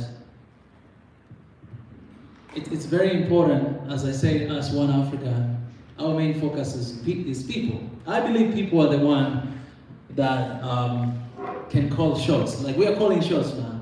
Like in Africa, if you're a leader of a country, you're supposed to work for your people. Like, we vote for you, right? We're the one who hired you. You're not the boss, but we the boss. We hired you to work for us. We talk a lot of time about servant leadership, that it's a way that you understand that I'm here to work for the people. My service is for the people. And for this, I think I have a message for everybody across Africa, that we need to be very careful not to be used by politics or politicians. Just like what we're talking about right now, we're talking about loans, we're talking about AIDS, and it makes it really difficult to make decision on your own because someone else is giving you and deciding for you what to do. Which we have seen other African leaders using that for their own advantage. For example, you can take, if I can mention the name, you can take an example of Paul Kagame. I was watching one day, he was talking about, that, for us, we accept loans. You bring your loans, we accept, but we are going to assign where we want it to work. Like, you cannot give us loan and say that I want you to do A, B, C, D. No, you're giving us loan, We have our priority. We have things that we want to do, and that's how we're going to use it. And today you go to Rwanda there, man, that country is shining. I haven't been there, but I want to go there. But you can see the improvement and the changing in that country, how it's developing. So for us people, what we're focusing on One Africa, we're here actually to support our governments. We are not working against government. We're here to support our governments, to organize people from the bottom up, go all the way to the top, so that for them it will be easy to make decisions at the end of the day. If you want to sign papers for us to be one, then we are going to unite people, us as youth. We are not going to wait and see, like waiting for leaders to make decisions. No, we are making decisions. We're going to organize one another, meet one another, make sure that we become one. We are one, and not forgetting about our past, about everything that we have, no, but just understanding that we have a lot of things in common and love one another. Because if you look at the statistics, I think in Africa we lose a lot of people because of civil wars that are going on inside of Africa, and we cannot blame anybody but us. We are to blame. So for us, if we do this and we achieve this, then it will be easy for them to make decisions. What we're doing is kind of like we're paying taxes to the government to help them to do work, because they need that money for work. That's what we're trying to do, and I just hope Africa will be awake as soon as possible. And me, I believe I will see One Africa in my generation. I'm not going to leave this earth until I see One Africa. I believe I'm going to see it. I'm going to go every street, every city of this continent. We're going to go, because we're One Africa. You guys again, we're going to go together and make sure that we deliver this message everywhere, in universities, in schools, online, to make sure that everybody understands what we stand for. Anyone? I would love to have a lady, I'll come to you, but yeah, we'd love to have yes. And guys, we are moving towards the end. We're going to be closing very soon, because we want to respect the time as well. Yes, Mika, I would like to make it very short. In the first place, I'm really grateful. Seeing what Mika does is an affirmation that any ordinary person can make an impact. It's about believing in ourselves. And we just can't keep on pointing our fingers on our leaders or the system and so on and so on. We just have to first look into ourselves and what we can do together as a team. Because I believe that there is a big potential within us. Mika is a perfect example for this. And this is one thing, what we can do, we need to question ourselves, like, what is my unique contribution in the current situation of the world and our continent, Africa? That's one thing.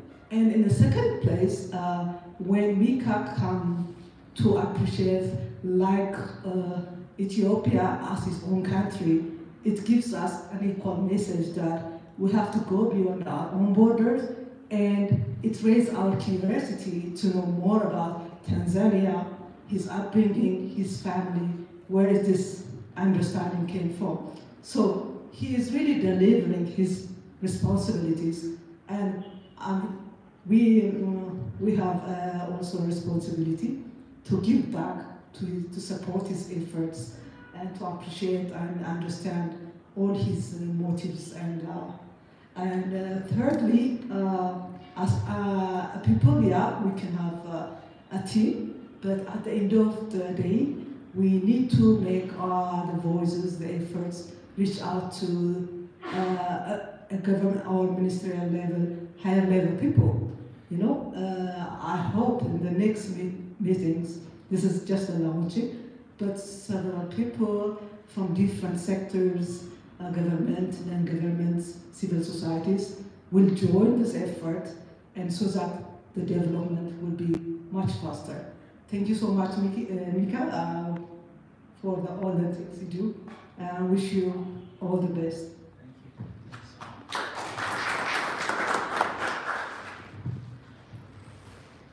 Thank you.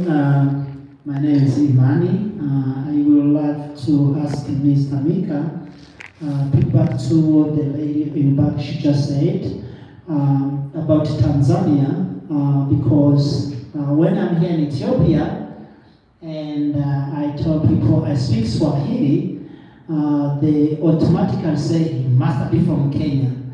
And this is one thing always people tell me, so if I need to say that I'm from Kenya, maybe I would not have to say anything, I'll just say I speak Swahili. So I want him to talk to us about, a little bit in short, about Tanzania, for those who don't know where is Tanzania, and also talk about Swahili a little bit. I know, you guys, you know he speaks Swahili too, right? So Karibu, welcome. Asante sana. Let me talk in perspective of Swahili. You know, the reason why we want our Swahili to be a common language in Africa because of the history of Swahili. Swahili is the combination of so many different languages out there, including local languages. And there's so many words in Swahili that you guys have in Amharic. I found a word here, faras, you know. Faras is Swahili, which we have. And even if you go to Nigeria, different language, I mean, they have a lot of different words that we have in Swahili as well. But why Swahili? Because in Tanzania, if you guys don't know, we have more than 121 different tribes. That means 121 different ethnic groups and different languages. I believe in Ethiopia we have 86 different tribes, right? So that's so many tribes, right? But one thing that the Mwalimu Nyerere did to change that, you know, from the very start, Julius Kambarage Nyerere, he used to be a Pan-Africanist. What he did, he wanted to unite everybody because he knew that Tanzania is going to struggle a lot when it comes to ethnicity because of all these different languages that everybody has. He didn't want Tanzanians to learn English, so he was against English language, even though he spoke English. But he wanted to have something that everybody can connect with one another, can unite everybody. And that was Swahili. So right now if you go to Tanzania, a lot of Tanzanians, they speak 3 languages. Their local language, and Swahili language, and English for those who went to school, and for those who have been exposed to other culture like me, I can speak Korean as well. So Swahili language is not belonging to any ethnic group in Tanzania, but it's a language that we use to unite the people of Tanzania.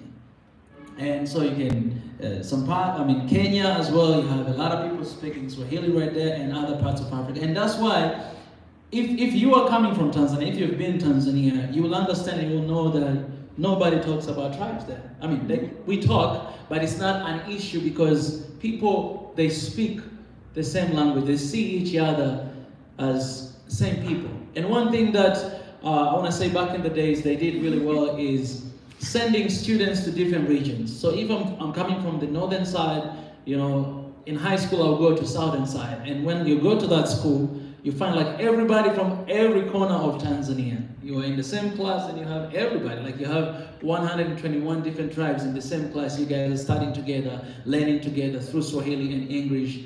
You don't have a time to promote your own tribe because nobody cares about it.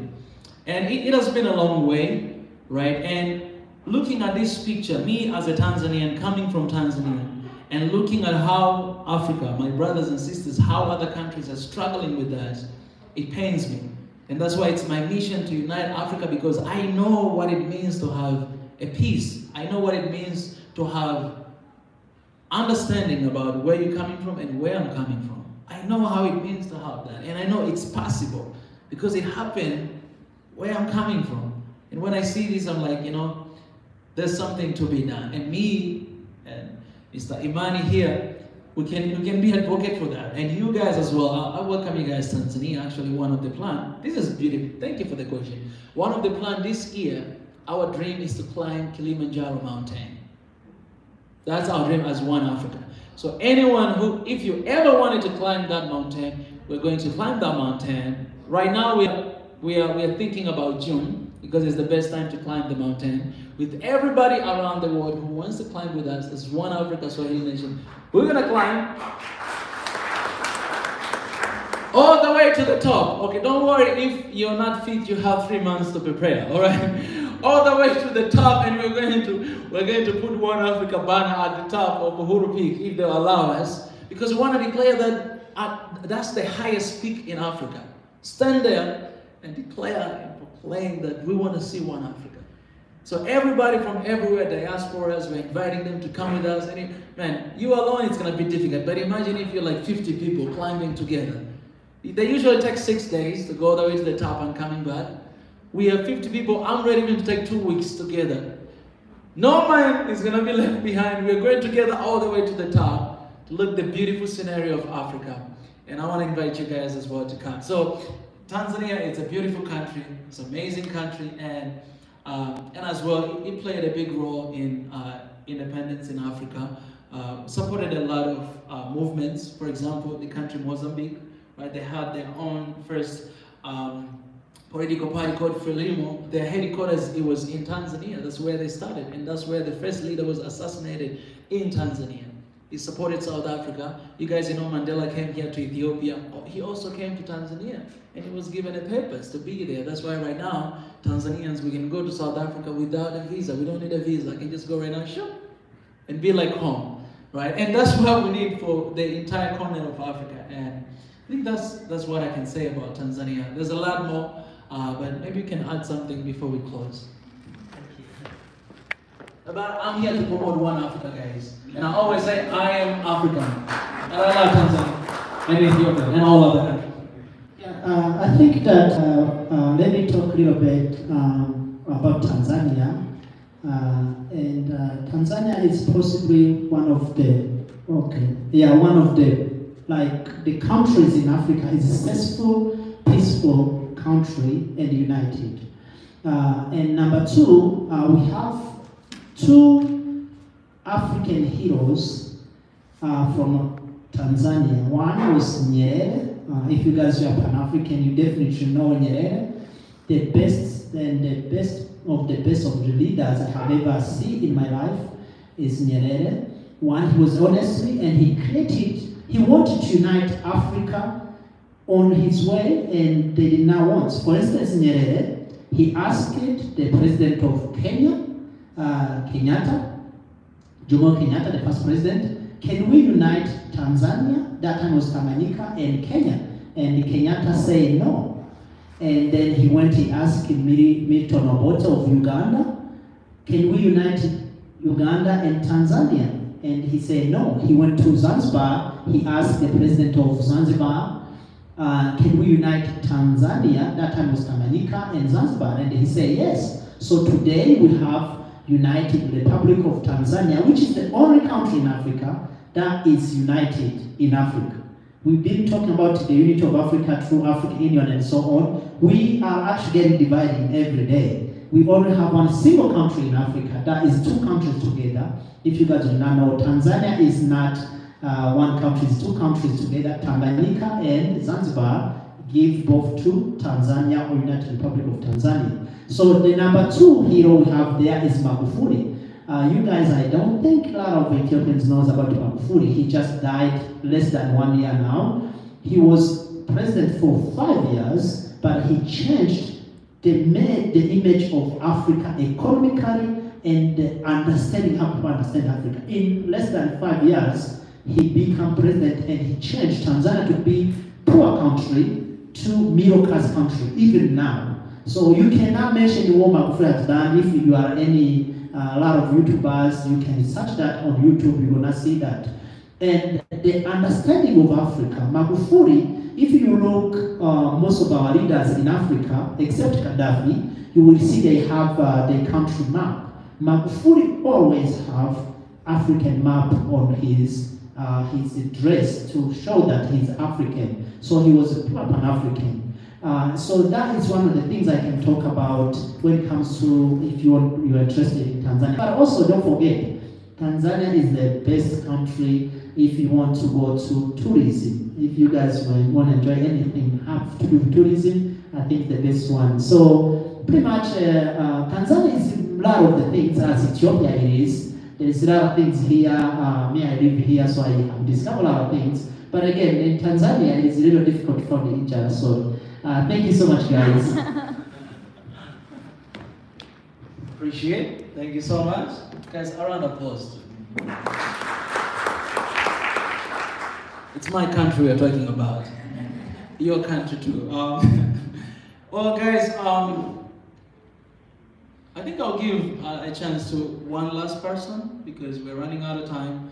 If there's anyone who's like, I really need to say this, like something in your heart and you want to get it out, just shortly, I would like to give you that opportunity. But after this, all of us are going to come take a picture together right here, next to this banner. But also we have the banner outside there where we can take a picture and connect.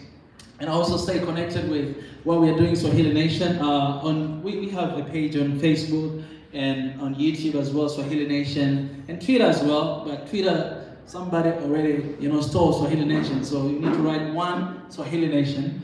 And on Instagram, official Swahili Nation. Right now we're working on the website for One Africa, where you guys will be connected there as well. So please go and stay connected with us.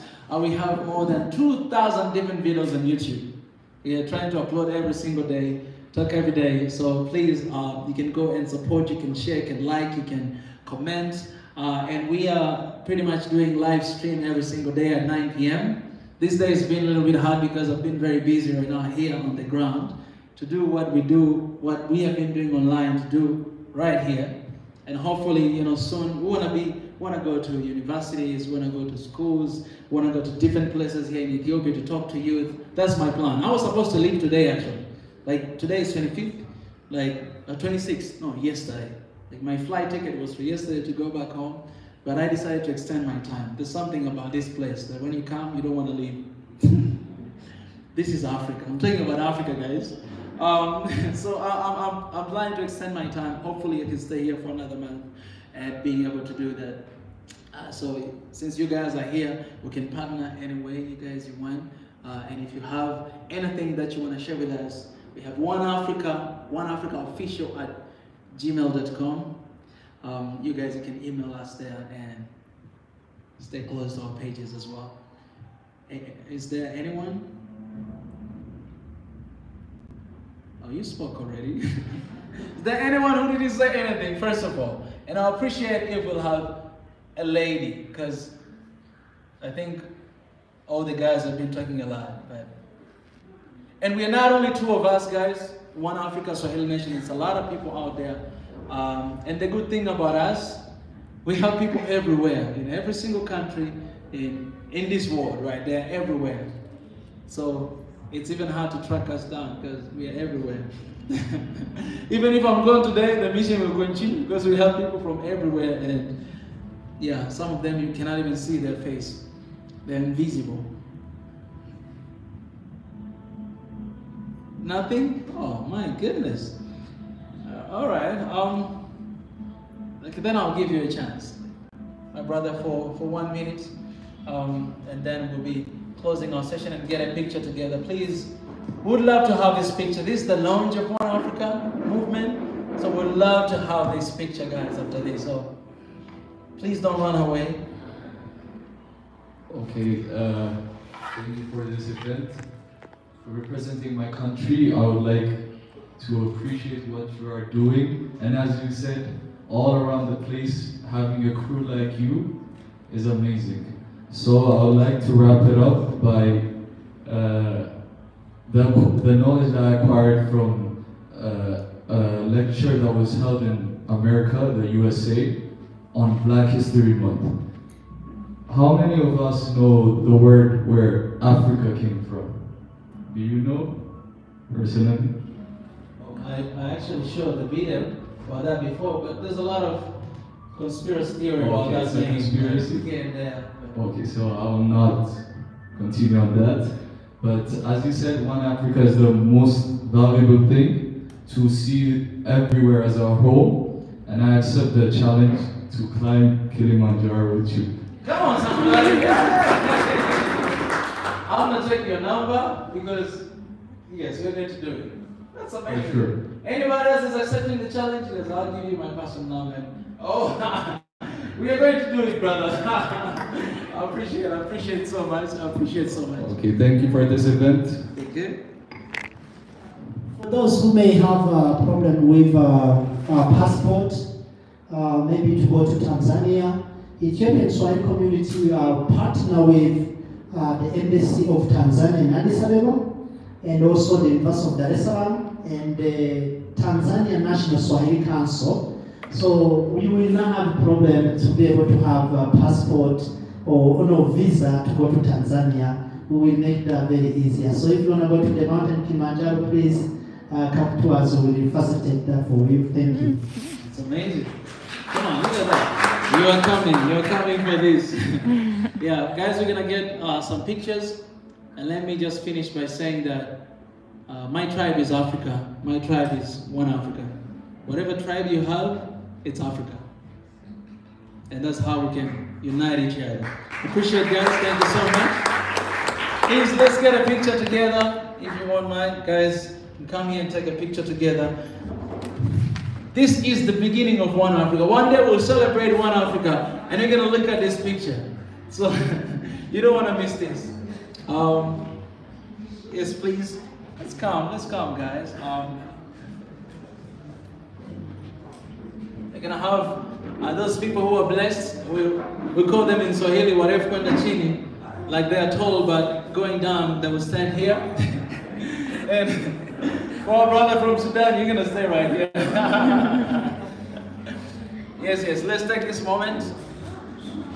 Oh, let me tell my people, guys, I appreciate for you guys joining us today.